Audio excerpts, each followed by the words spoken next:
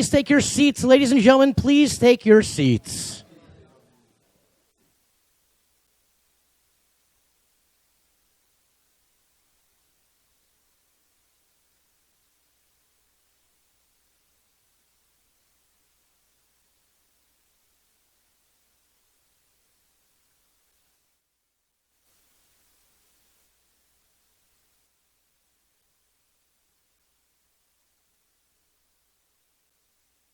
Good evening, ladies and gentlemen, and welcome to Stand Up New York. And ladies and gentlemen, please welcome to the James Altucher podcast with his special guest, Charlamagne the God. You guys ready to have a good time tonight? Ladies and gentlemen, just a few simple rules. We ask that if you are to take pictures, please no flash. Please keep your voices low. No calling out to the stage. Have a great time. And at 7 to 8 tonight, we will be doing a networking event. If you have gotten your tickets already for your signed copy of your book, please make sure that you pick it up on your way out. And now, ladies and gentlemen, please welcome the host. Please welcome the host of the James Altucher podcast, James Altucher, and his guest, Charlamagne the God.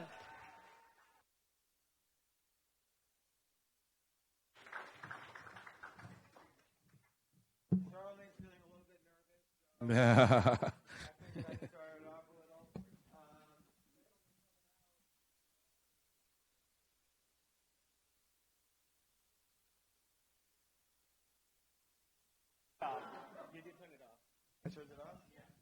I asked me to do one thing, which is be a competent podcast host, and I can't even do that.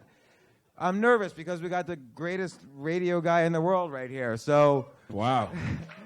How are y'all? Y'all good tonight? What's happening? Not enough drinks on the tables, James. They not serving liquor yet? It's too early? yeah, are we not serving liquor yet? So I'm going to introduce you. So Charlamagne is, you've probably heard him on his great radio show, The Breakfast Club. It's syndicated all over the country. He also wrote the bestseller, Black Privilege, and he's just come out with Shook One. I'm going to read the subtitle, Anxiety Playing Tricks on Me. And it's surprisingly all about anxiety. And it was, I have to just say, it's, everybody gets anxiety to some degree. Mm-hmm. And it's almost like shameful to talk about it. And I think what makes, and this is a lesson just in terms of whether you're a performer or whether you want to do well in your job or whether you want to rise up as a radio icon, you're so honest in here, it's kind of ridiculous. Like, towards the end, I'm not giving any spoilers, but towards the end, you're even describing anxiety like when you had a threesome 20 years ago, which girl to focus on. And I can't relate. You've had some type of indecisiveness, I'm sure, right? Like, anxiety makes you feel indecisive about something. Yes, I'll leave it at that. But I want to. This is such a great book, but there's also so much stuff. It's all interweaves with how you've built your career, how you started off. Living in a trailer in South Carolina. Your parents broke up. You rose up from nothing. You got fired 4 times in this industry. Yes, sir. You failed at your dreams of being a rapper. Thank God. God. Then all through it, you're welcome. I failed at my dreams of being a rapper as well. And that was a joke. And yet, through it all, the interweaving of anxiety ties in very well with your success. Like, and not everyone just comes out of a trailer and says, I'm going to be the biggest radio guy in the world. Yeah. You did. So first off, I want to know, why'd you want to write a book about anxiety as opposed to like some boring book about being on the radio or whatever? You say that, but that's like literally probably one of my books in the future, just all about radio stuff. But yeah, I'll help nobody gives a fuck. But to me, man, I just sat back and I was like, it wasn't like I set out to write a book about anxiety. It's not even like I set out to write a book about mental health. I really was just keeping a journal of all my experiences. When I started going to therapy early, last year, I started writing out things that were giving me anxiety now, things that historically had given me anxiety. And then you know how it is when you start going to therapy. When you start going to therapy, you start unpacking all kind of stuff you didn't know existed. You get to the source of like your PTSD or trauma from things that happened to you when you were younger, and then you start thinking about stuff that happened with your parents, and it's like, oh, I love my father, but no, I hate my father, and then I love my father again, all in this whole, span of like two or three months period. And then when I was just writing the journal and just keeping notes of all my experiences, when it came time, for the book publishers, how they hitting me. You wrote 21 books? Yes. Yeah, the book publishers hitting you like, hey, we'd love another book from you if you got one. And I was like, well, I mean, I got all of these pages about me going to therapy and anxiety and PTSD and trauma. Like, I can tell you all about that. Well, I want to break down each one of those things. So, first off, you taking the notes of all these experiences and all your anxieties, I think a hard thing for me, so I go to therapy, a hard thing is, I feel like it's homework. Like, on the way there, I always have to figure out, like, well, what went wrong with me this week, so I have something to talk about with her for an hour. Ooh. But then I just realized it's great for me to take notes in the therapy session, because then she's so smart, the doctor, I could kind of rip her off a little bit and write a blog post about what she says. But I tried to do that with my book. I was trying to transcribe everything that she was saying, and I felt like that was whack, because I feel like that was her messaging for me. So that messaging was really just for me to explain my feelings better in that book, and then I went and got an actual mental health therapist, Dr. Ishmael, to give the clinical correlations. I feel like you just called me whack a little bit right there, but that's okay. Just a little bit, I mean. But what made you decide, what was the first thing that made you decide to go to therapy? And then we could rewind and talk about your career, but I'm curious about this. Things just got very overwhelming, like very, very. What was happening? I hate to sound like a dick, but too much success. Like, and you start questioning yourself, like, are you worthy of this? And then you start thinking about, like, my mom who only made like $30,000 a year, and then you start thinking about, just people that who may need help, back from your hometown, and they ask you for things, and you start to feel guilty for you wanting to make purchases for yourself. And as soon as you about to make a purchase, you're like, well, damn, somebody did just ask me for this, a couple of days ago, and I know that they could really use it. So that was just one of the things. And then, like, overwhelming parental paranoia. Like, I got 3 daughters now. Last year it was just, 2, but now I got 3 because I've been fucking. And it's like, it just was like constantly thinking about the world and the effect that the world could have on my kids. And, like, my daughter's 10. So it's like you can't control what happens to her when she goes to school, and you see things like school shootings on television, and you hear about human trafficking, and like all of that stuff like bugs you out. And for me, I really believe that my thoughts become things. Like, I really believe in the power of my mind in that way. Like, I'm a law of attraction type of guy. So the things I want to happen in my life, I constantly think about. The things that I don't want to happen, I try not to think about at all. So when you got those thoughts just constantly popping in your head, you think that something bad is going to happen, and you're going to be the one who manifests it. So that's what gives you the panic attack. So what made me start, just actually going to therapy was to get a handle on that irrational anxiety. Well, you mentioned how success, obviously failure generates a lot of anxiety too. 'Cause you have to 100%. raise the kids. But then success, people don't realize, is a different type of anxiety. It's enormous, because there's so many situations you can get yourself into where, the bigger they are, the harder they fall. You could get fired again. You could get a million people on Twitter hating you. You could get, You know my life? Wow. I do. Yeah. I prepared. Listen. I'm always curious, and you don't really mention it in the book so much, but it's sort of implied a little bit. What do you think self-sabotage is? Do you think that's a real thing? Do you think people sabotage themselves? Yeah, 100%. People get in their own way all the time.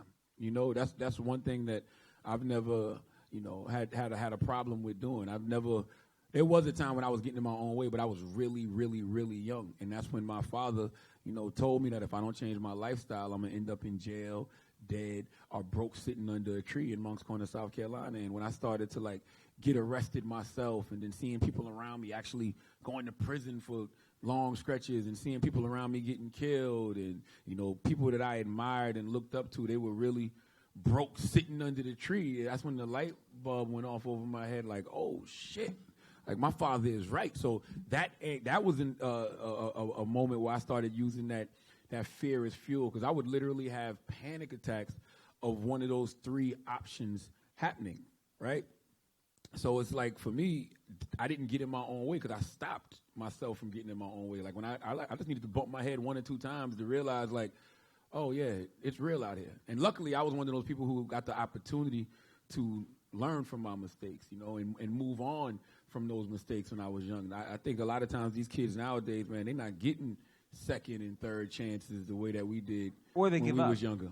Or they give up. I never gave up. And the reason I never gave up, because I don't have a plan B. I didn't go to college. I don't have no degrees. I don't have a wealthy family I can fall back on. I knew that it was either sink or swim for me. Like, either I'm going to do this and go hard at it, or I'm going to really be broke sitting under the tree in Mom's Corner. And you mentioned this in your last book, Black Privilege. Like, you talk about essentially persistence, work hard, do what you love, and basically, and even do for free. Do what you be willing to do what you love for free to kind of climb up. And we were talking upstairs to build your network and get the connections. And the best way to do that is just to throw yourself at something you love. How did you know you loved radio? And then whenever anyone begins something, there's always going to be, you're going to suck at it in the beginning, even if you love it. And you're going to have to recognize that you suck and keep continuing. All right, you never sucked. I wasn't as good as I could have been, but I didn't suck. I had a natural, raw talent. And the reason I know that is because other radio personalities used to tell me that. So that was kind of like one of the things that put the battery in my back, because I already loved it and I had a passion for it. But I started off doing this thing called voice tracking. Well, the way I got in the radio period was I just decided to start working a bunch of odd jobs to like just create positive energy in my life, because there's an acronym I like to use, and it's PEACE. And this positive energy activates constant elevation. And like, for the lifestyle that I was living, like, in and out of jail, selling drugs, hanging with the wrong crowd, I knew that in order to change my life, I had to change that lifestyle. And part of changing that lifestyle was cutting that off altogether. And so I started working mad odd jobs. I worked at, my first job was a warehouse called Industrial Acoustics Company. I got fired from there after a couple weeks. Why'd you get fired? The thing that they always tell me is that they're always going in another direction. Any job I've ever gotten fired from, they've always told me they're moving in another direction.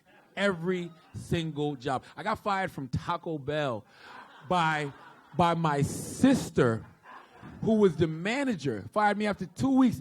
She told me they was moving in another direction. I was like, I live with you. What other direction are you going in? Wait. Is that true? That's 100% true. So wait, did you tell your sister, I know the script, I know you're lying right now, it's not another direction? What did she tell you what you did? It didn't. That whole phrase didn't even like hit me until the 4th time I got fired from radio in 2009. I've been fired from 4 different radio stations. When I got fired in 2009, I got a homegirl named Kendra G. Kendra G said, listen, I want you to go back home to South Carolina, because I was doing radio in Philly at the time. Go back home to South Carolina. And she said, spend all the time you can with your family, reset, because when you get back in position, you're not going to have time. And the next position I got into was the Breakfast Club. And she said, every time they call you into these offices, because I used to tell this story, like, every time they call you into these offices, they tell you that they're moving in another direction. She said, it's not them moving in another direction, it's God moving you in another direction. And the reason I always embrace that is because every single time that I would get fired, I would always, like, get fired up. Like, I would always end up at a better radio station. So on the one hand, there's an element of surrender. So if you find yourself in a bad situation, and you talk about this in Black Privilege, learn the lesson from it. Yes. But then there's also this element of surrender, like, okay, something bad happened. I don't know what direction I'm being moved in, but I need to surrender to it, and that helps reduce the anxiety. Yeah, I didn't realize that lesson until later too. Because the first time I ever got fired from radio, I really thought like my life was over. Because you got to think, I didn't go to college. I don't have any degrees. I was selling crack. So I already felt like I wasn't supposed to be here anyway. So I felt like it was only a matter of time before somebody looks up and says, you know what, this guy really don't have no experience, and he really does not know what the hell he's doing. Why do we even have him here at this radio station? So I had worked at a station called Z93 Jams, and I left there to go work at Hot 98.9, and I did full-time there Monday through Friday. And the show was like number 14 when I got there, and I took it to like number 2 in the city, like right behind. What other Z93 direction do they Jams. want to go in? That's a good point. But they fired me. And the guy that fired me, his name was Corey Hill, and he took away first they took away all my features, so they were just trying to like break me down a little bit. And then after they took away all my features, they eventually fired me. And he fired me so ill. He fired me like you know how on Friday when Craig was like, I got fired on my day off? Like he literally fired me on my day off. Like I literally was away for the weekend from I used to work Monday through Saturday. So I took off that Friday and Saturday, and I was down in Miami doing some work because I used to work for this independent record label. And when I got back, he was like, yo, I don't want you to come back to work until me and you have a conversation. And I was like, okay, when's that going to be? He said, I'll call you. He didn't call me for like 3 days. So then the general manager calls me and was like, yo, why haven't you been coming to work?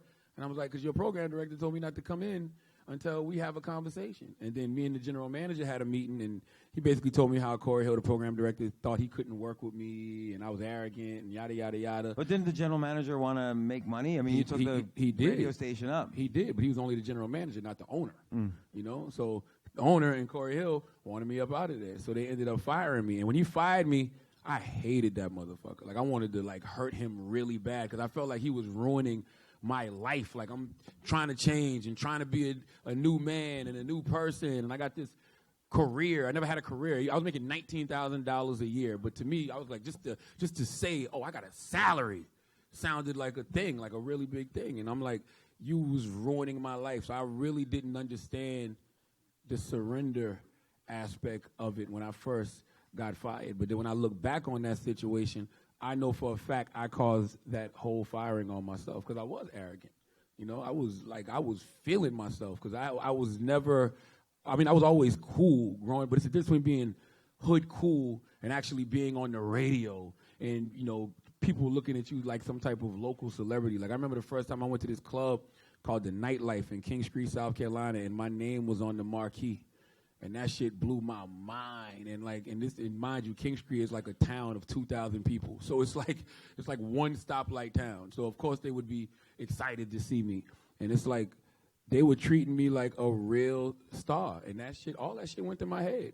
Like it absolutely went to my head. Like I remember it was a woman out there, and I remember her coming up to me and saying, I'm gonna do whatever Charlamagne the God tells me to. And I was like, oh shit. Like, that's how it is for real? Like, you know? So it's like that was like my first experience with groupie love. And I know for a fact I lost my mind. I feel like God took that job away from me back then because I was misusing the platform. Wait. Now you want to know about the groupie love. You want to know how the pussy was? Can we just trade lives for a little while? Like a science fiction movie like Freaky Friday? Like it goes back 20 years in time? Oh, I'm Charlamagne. And you wake up, I'm this nebbishy, weird guy. Like, yeah. Then we have to figure it out. But then it has like a sad ending, like we never switch back at the end. and I'm like Charlamagne the whole time, forever. And you're like, stop. I thought we're supposed to switch back at the end. It's a rom-com. It's a tragedy. It's not changing. So what'd you do when you got fired and you thought, this is it? I surrendered. And I realized that I had to check myself and realize, you know what? Nobody got me fired but me. That's number one. Like, I was blaming everybody else and, you know, blaming Corey Hill, but the truth to the matter was it was me, and it was my arrogance. And so at the time, I was doing independent. I was working for this record label called Never So Deep Records, and they were a subsidiary of MCA, but the guy, his name, he's a great mentor of mine. His name is Dr. Robert Evans, and his son's name is DJ Bless. He's a producer. So they were based out of Somerville, South Carolina. And what he did, he made me buckle down. He was like, look, just a pit stop.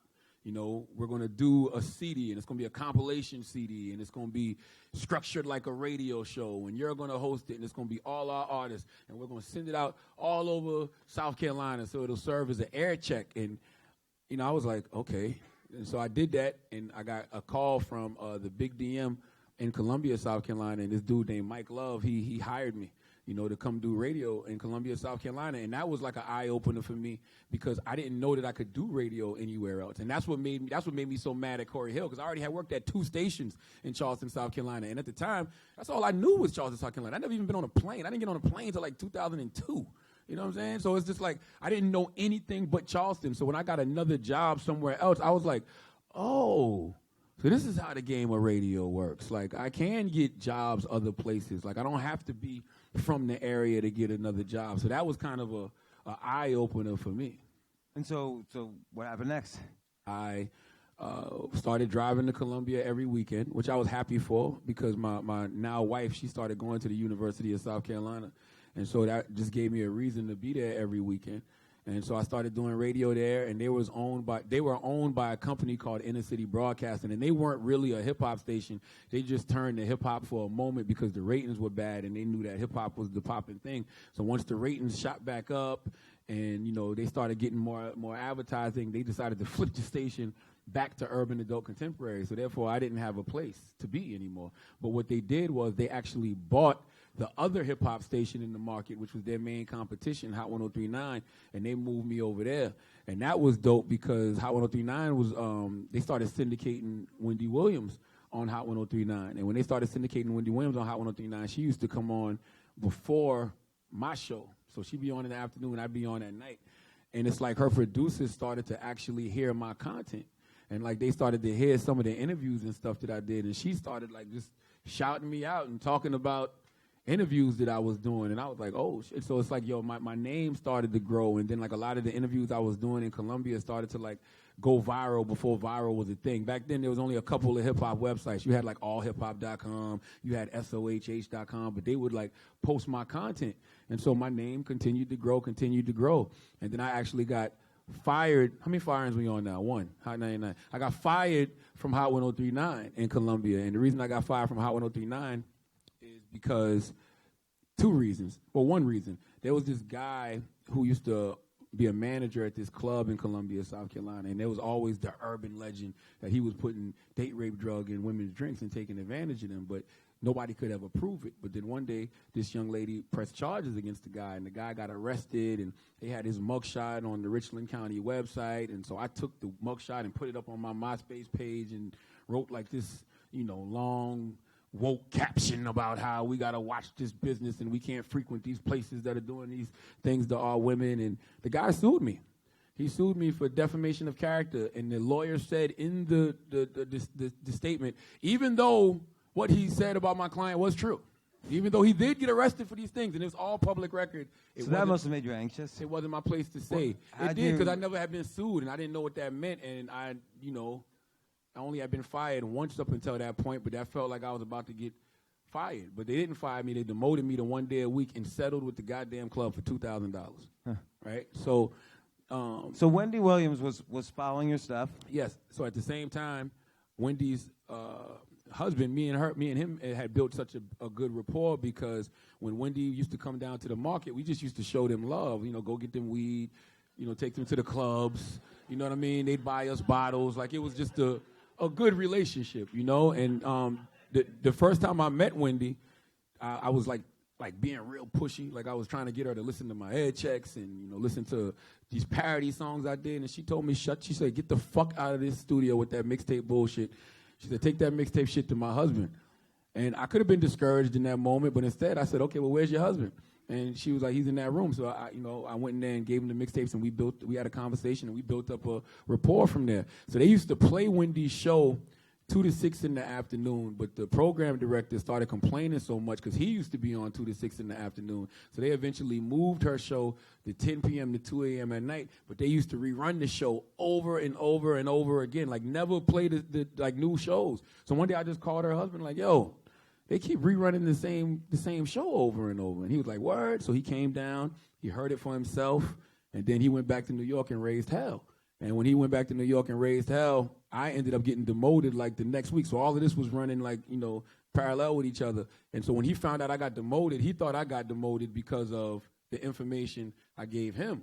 about them rerunning the show. So he invited me to come up to New York for a party that they was having. And I came to the party, and like Wendy was in there drunk, and she was like, yo, come on my show tomorrow. You can't tell me shit like that. You know what I'm saying? Because I'm going to hold you to that. You know, like, okay, I'll be there. Like, you're drunk, and I'm drunk, but I remember this.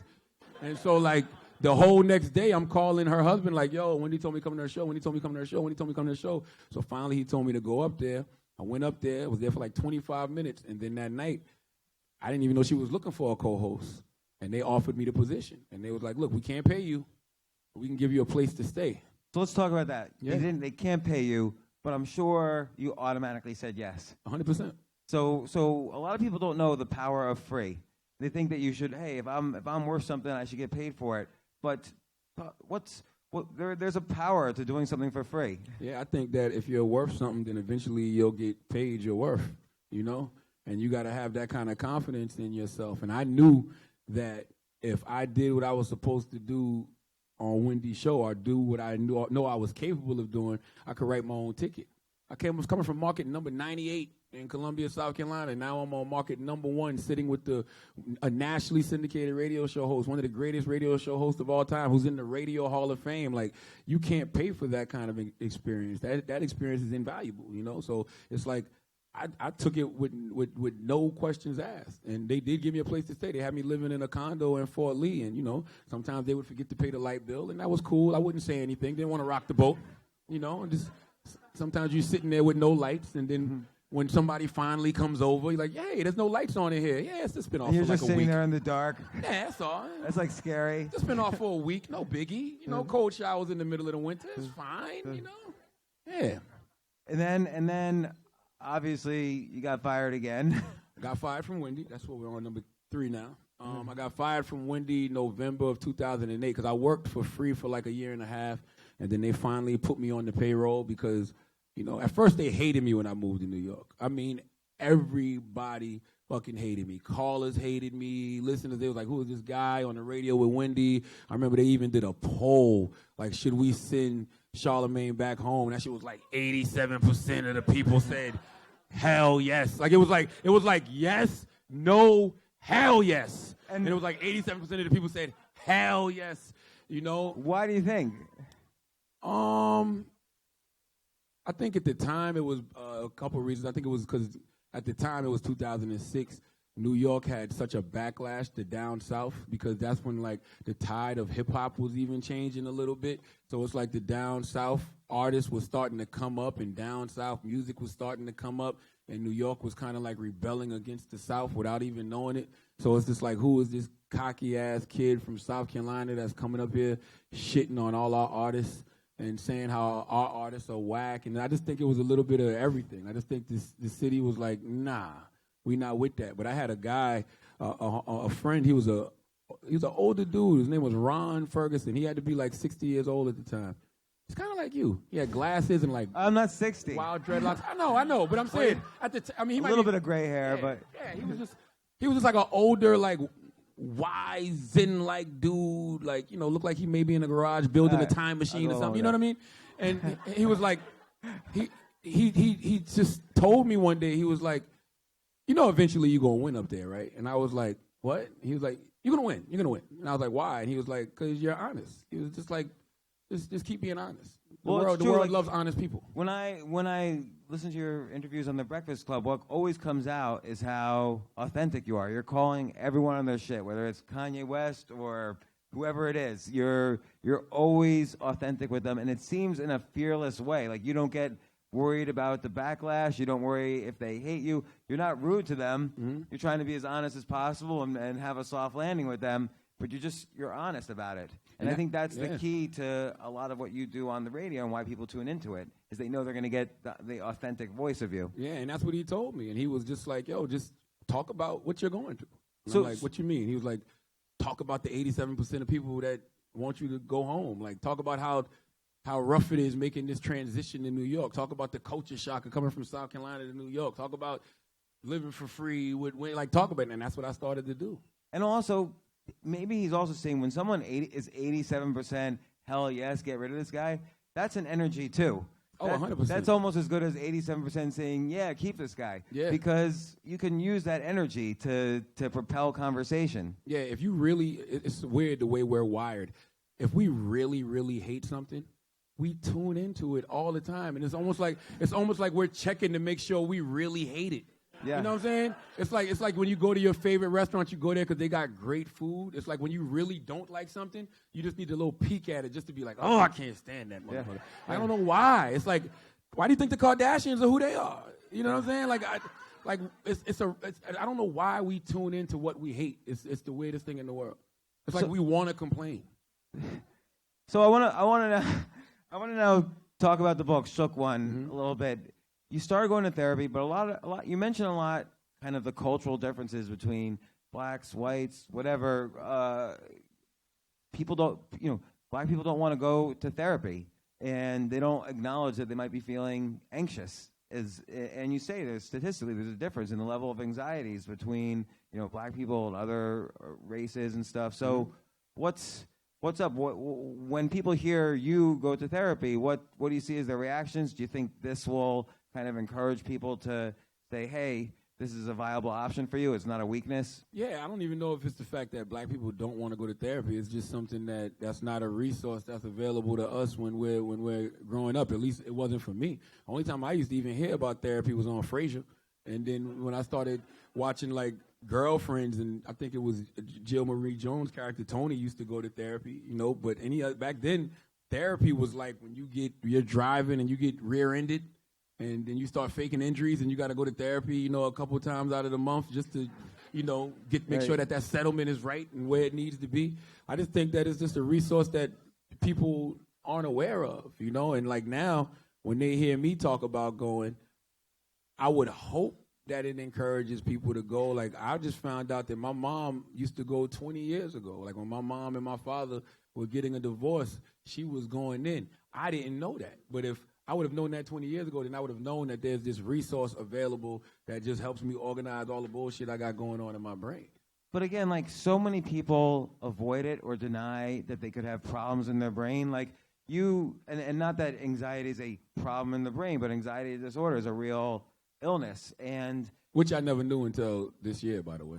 I just thought anxiety was anxiety. Like, I didn't know it was like an actual condition. I didn't even know that anxiety fell under the mental illness umbrella. Like, I had no idea. Well, like, and you give as an example, like, let's say you've been shot at, or you've been arrested a couple of times, or you're selling crack. There's anxiety, like, the next time the police guy turns the corner, or the next time someone turns, I could get shot or killed or arrested or whatever, and then that PTSD creates more generalized anxiety than the average person's going to experience. Yeah, I got a chapter in the book called Blackanoid, and it's about being black and paranoid in America, because I just feel like it's a different set of circumstances that we have to deal with that other races don't. And, it could even be like PTSD could even be post-traumatic slave disorder. Like, a lot of that pain could be passed on from, our ancestors. Police used to be the original slave catchers. So maybe when they get behind me, it's not just the videos of, Michael Brown or Philando Castile or Alton Sterling or Walter Scott that makes me paranoid. It could be just the fact that, those are the same people that used to catch my ancestors. Now they're trying to catch me. So how does like, let's say, talk therapy help in that, when it's what's happening there is, let's say you see a police car now or something that triggers one of these past events. Is it talk therapy that helps, or do you need medication? Or no, I'm not on medication yet. I'm not opposed to it.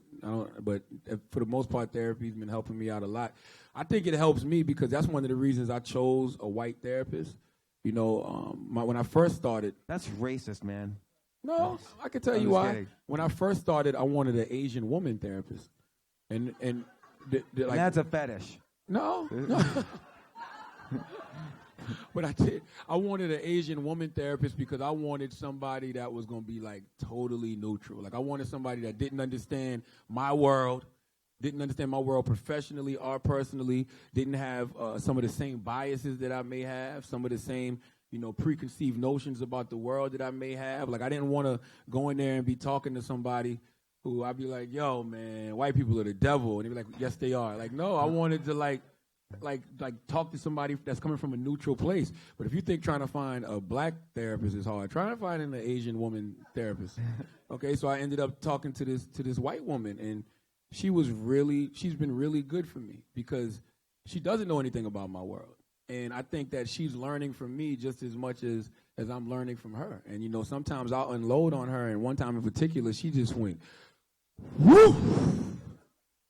And I was like, that was a lot, right? And she was like, yes, that's a lot. And she just sat there for a minute. And I thought that was so dope because she wasn't just so quick to regurgitate something from the Four Agreements or, you know, the power of intention. She just, like, sat there and, like, let it sink in for a second before, you know, she replied to me.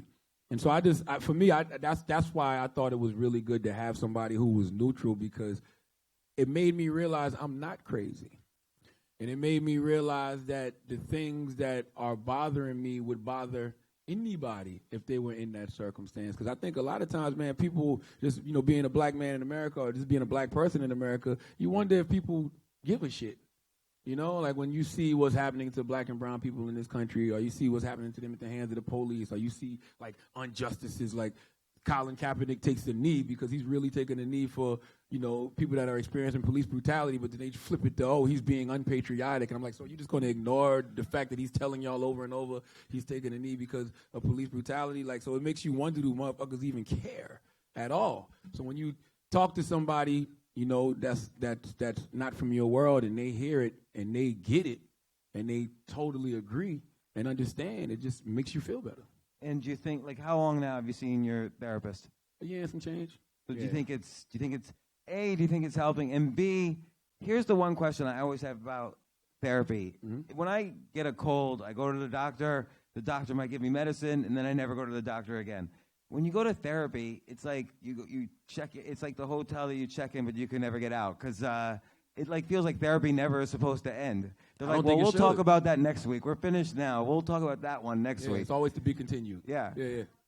So does it end? No, and I don't want it to. Like I've right now, So it's like a coach sort of thing. Yeah, I feel like that's like having a gym membership and then you just work out just enough. Like, oh, I'm good now. I got muscles. No, you got to keep that upkeep going. You know what I mean? What's a gym membership? What is it? You go there for protein shakes. Yeah. So the other day you were supposed to do this. It was going to be a sold-out event at the New York Times. You interviewing Kanye West. Mm-hmm. You decided to cancel it because you felt Kanye West was admitted in the past being bipolar. Mm-hmm. He was sort of now in denial of it, and you felt it wouldn't be the conversation you wanted to have because he's off his meds and maybe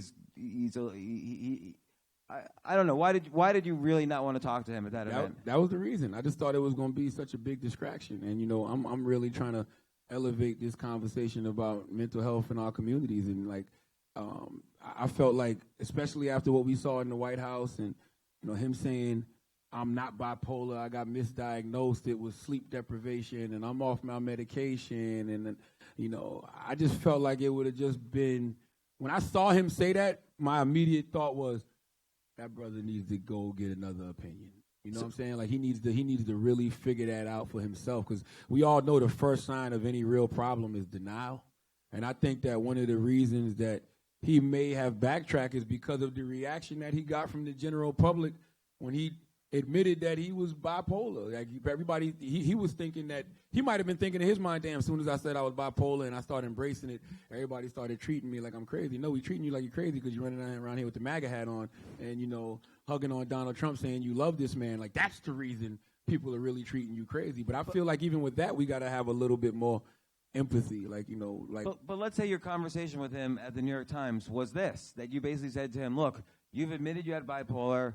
Second opinions are important. Medication's important.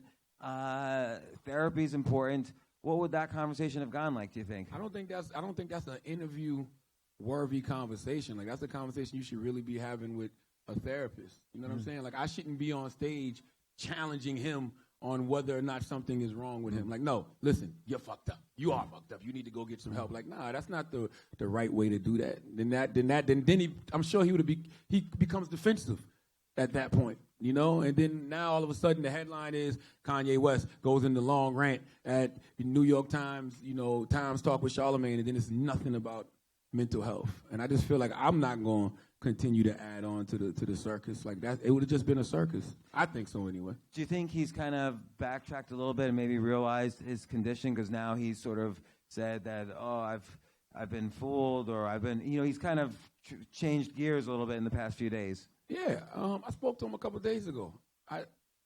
When I spoke to him a couple of days ago, he was quite clear just in general. And I'm like, oh, you back on your meds. You're just not telling nobody. You know what I'm saying? Because I know the difference. Like I've seen him when he's not on his medication, and I've had conversations with him when he's clearly on his medication. I could just tell.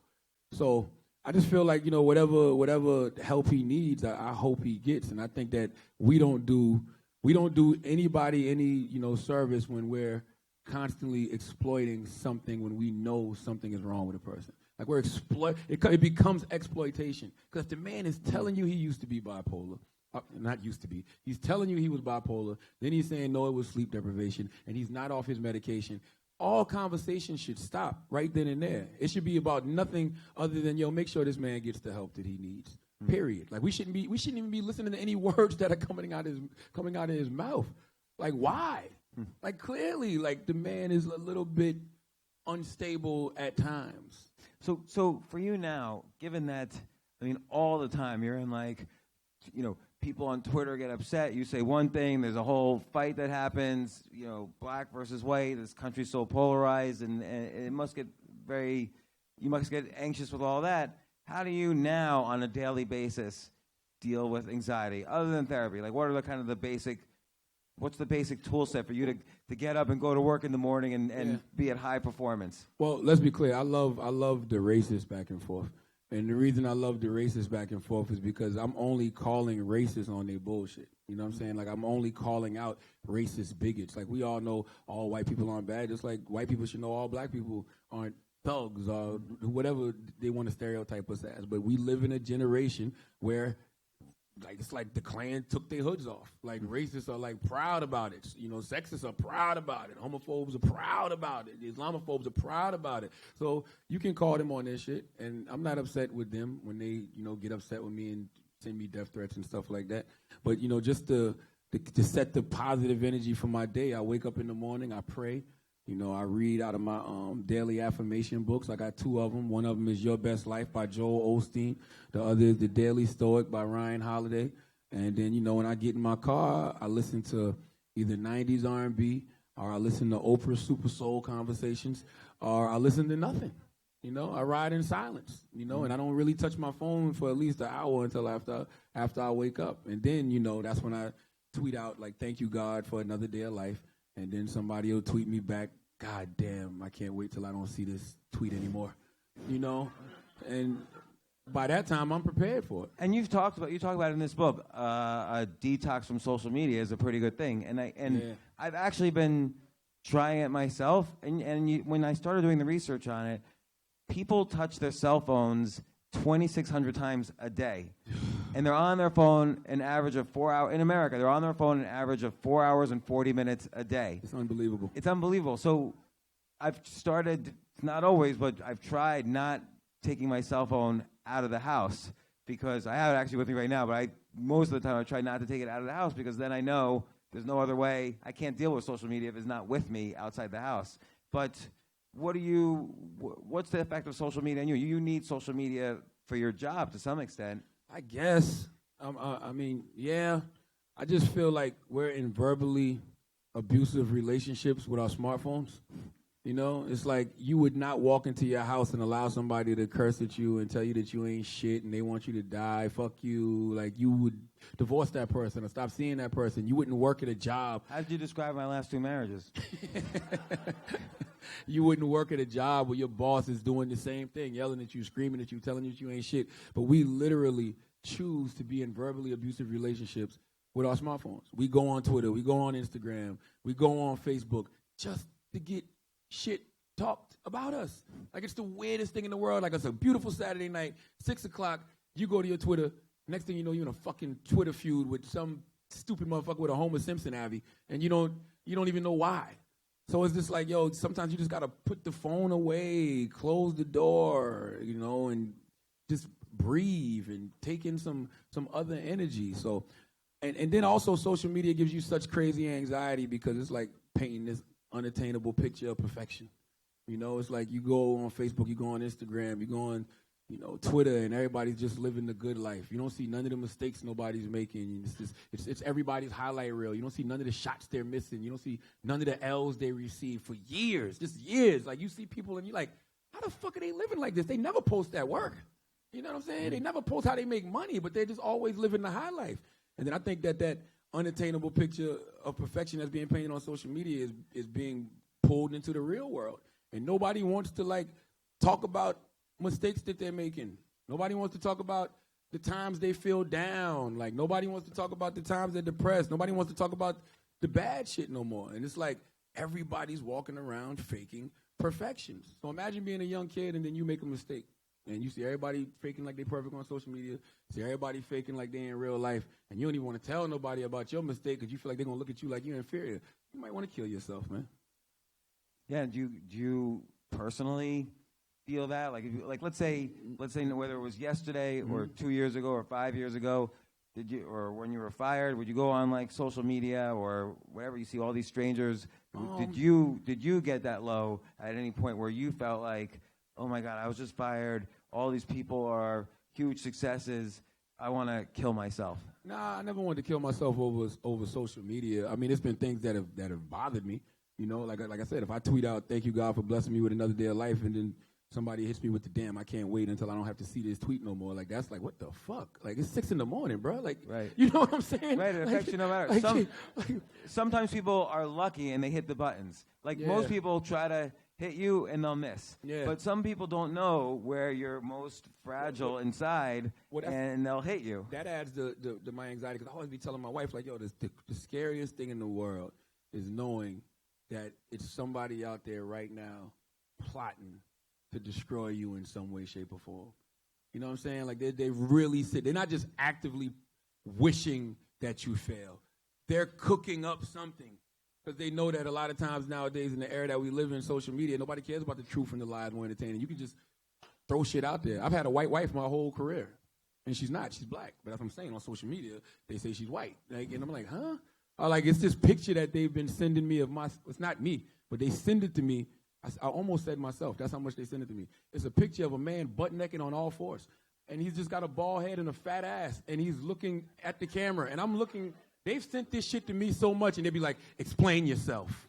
And I'm like, and I've been looking at this same picture for 5 years. And I'm like, do I have to explain myself about it? Like, I know this isn't me. Did you ever, you should bring that guy on your show. I don't even know who that dude is. But it's like they send me this shit all the time. So I'm just saying, like, it's people that are actively working against you at all times. And that's a feeling that keeps you on edge. Like, you ever, wake up in the morning and you got 800 Twitter messages. And you're like, okay, what the fuck happened last night? You know what I'm saying? And you'll be surprised how much that affects people, man. I got a homeboy right now, and he's somebody that everybody knows. And like, I'll text him and just be like, yo, how you doing? And he'd be like, what happened? He don't even say, yo, I'm good. He'd be like, what happened? Right. And then I gotta go Google his name just to make sure shit ain't happened. That's not normal, bro. That's not a normal way to live. You know what I'm saying? So, but it comes with the territory, I guess. So I want to reel back a little bit to the beginning. One of your things you say in Black Privilege is, fuck your dreams.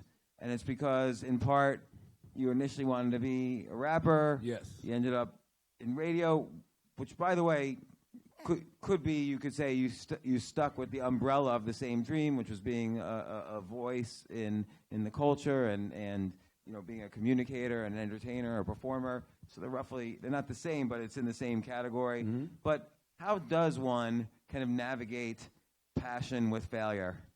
Oh, or how have you done it? That's a great question.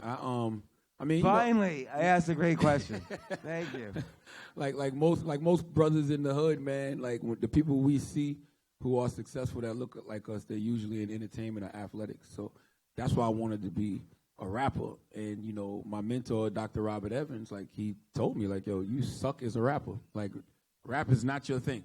You know what I'm saying? Like, you should stick to this radio thing because you're, like, really good at that. And if you focus on radio, you could be one of the biggest radio personalities in the country. And I didn't fight him on that. And the reason I didn't fight him on that, like, I didn't even feel the need to want to prove him wrong because I did enjoy radio. I really enjoyed radio more than I enjoyed rapping. You go in the booth in the studio and you hot and you sweating and you off beat and yo, run that back, and you done 1 2 1 2, just trying to catch the beat. Like, that shit is whack to me. It wasn't natural to me. And so it's like when he said that to me, it just clicked because a lot of times, you know, we it's not really our dream we're chasing. It's just something we see working for somebody else. And when you see it working for somebody else, you're like, oh, I can do that too. But it's not your dream. It's not the path that God wanted you to walk. Like, radio was my thing. And I got a tattoo on my arm. I got this when I was mad young, and it's Wolverine holding a microphone in his hand because I thought I was going to be a rapper. And I just knew that microphone was going to change my life. But I realize now that microphone wasn't, you know, the spit bars. It was the How did you know? How did you know radio? What, like, did you feel something different the first time you started doing a radio show? Yeah, I just felt it, man. I think we've all in this room experienced that, like that thing that you do that you know just feels right. Like, this feels like me. This is my future. Like, I think if we're all, you know, aware of who we are as people and we're really in tune with the universe, you know, when you're in a certain space, like, this is what I want to do. Like, I would do this for free. Like, I genuinely enjoy doing it. Like, it lifts me up. It makes me feel empowered. It inspires me. Like, I don't even care about the money. I just like doing radio, and that's what it was for me. Like, it was almost like I would always get in trouble when I was in school for being a clown and being disruptive. So someone listening to this who is trying to figure out, like, oh, I'm 40 years old. I just got fired from some weird job. I want to figure out what I love. I don't know. It's been 20 years of working the grind. I want to do now something I love. What could be the first step? Not the 40? last step, but the first step. At 40? Yeah. I don't know. You should have had that figured out by 40. 40? Don't let them down. Don't let them down. They're listening. I'll tell you one thing. Don't rap. They're listening in their Nobody's car. going to respect a 40-year-old rapper trying to make it. Okay? But they're listening in their car. They're on the edge of their seats. They're listening to you. What they want to reinvent. They just got fired. That's not that easy. I got to hear more. Like, it's got to be a little bit more nuanced than that. I need to know exactly what it is you're trying to do. Because it is a lot of people at 40 that's quitting their jobs because they want to be entrepreneurs now, but it's because they have products that they want to sell, or, you know, they got T-shirts that they've made, or they've got some idea for an app that they want to push now, and all of that's great, but I got to hear more. I got to know exactly why you're quitting your job at 40 years old, because I thoroughly believe that it's 168 hours in a week, and I believe that it's more than enough time to chase your dreams and deal with your reality. And the reality is you got bills, and the reality is you probably got kids at 40, and the reality is you probably got a significant other you need to take care of. So after you do your 40 hours or, you know, whatever it is a week at your job that's dealing with your reality, then use the rest of the time to try to, you know, chase your dreams. Right, because at some point in their lives, like you said, everybody in this room has had at some point that feeling, this is something I would do for free. And even if they can't, they're not going to, like, immediately apply to be a radio host somewhere, but maybe there's little steps that they could take. Well, I mean, like, you know, the radio thing worked for me. And that's what I said earlier. I grew up in school. I got kicked out of 2 high schools, and I was a class clown, and I was disruptive. That's what any progress report, any write-up that you would see, disruptive, class clown. Now I get paid to be disruptive and a class clown on radio. So it's kind of like I took those, you know, so-called flaws and made them my strength in a way. So I think that's what everybody needs to do. Like, sit back and figure out what it is that you're good at, or what you were disruptive at the age of 13. Exactly. That might be your thing. Like, you might have been the guy who was in school who just always drew all the time. Like, you was just always drawing, and you was a very good drawer, and you used to get in trouble for not doing your homework because you was always drawing. Did you ever pursue art? Ever? Did you ever, think to get into animation maybe? Did you ever try to write your own comic? Did you ever do illustration for some books or anything? Like, you just have to really pay attention to the things that you're good at that you may not be getting paid for, or you may even be getting in trouble for, and try to find power within that. So, I'm so grateful you came on the podcast, and we're here in front of this great live audience. I just want to mention again, your book just came out. Yes, sir. Shook One by Charlamagne the God, Anxiety Playing Tricks on Me. Also, maybe most people don't know, but you have a role in the movie Bodied, which is coming out tomorrow. Yeah, Bodied will be in theaters tomorrow. It's produced by Eminem. It's a Joseph Kahn film. It's a dope concept because it explores political incorrectness through battle rap. And I tell people all the time, we live in this country where we think we have freedom of speech, and we do. You're free to say whatever you want, but it's really not free. It is a cost to it because you may offend some people, and you can't tell somebody how to react to things that you say. Somebody may not like something you said, and they may fire you, or they may, not hire you, or they may slap the shit out of you. You don't know, but you can't tell people how to react. And I think that this movie, it really explores that in a really cool way through the device of battle rap. So it'll be out in theaters tomorrow, called Bodied. And I just want to say also, Shook One, I really do view this as a guide to not only success, because we see your ups and downs, your failures, all the things that you worried about over the past few decades, but then the steps you took to deal with this anxiety, and you could see why people are attracted to the show. Your voice is very authentic and honest. It's a great book. I highly recommend it. And you're just as authentic as you are on the radio, which is incredible. Thank you. And I want to tell people, don't think that you're going to read this book and your anxiety is going to go away. That's not what this... It's not what this book is for at all. I took more medication after reading this book. You might have. I tell my therapist that all the time. I'll be like, I tell my therapist, who do you talk to after you talk to me? But like, is she on 79th and Park? Because maybe we go to the same one. Nah, she's in Jersey.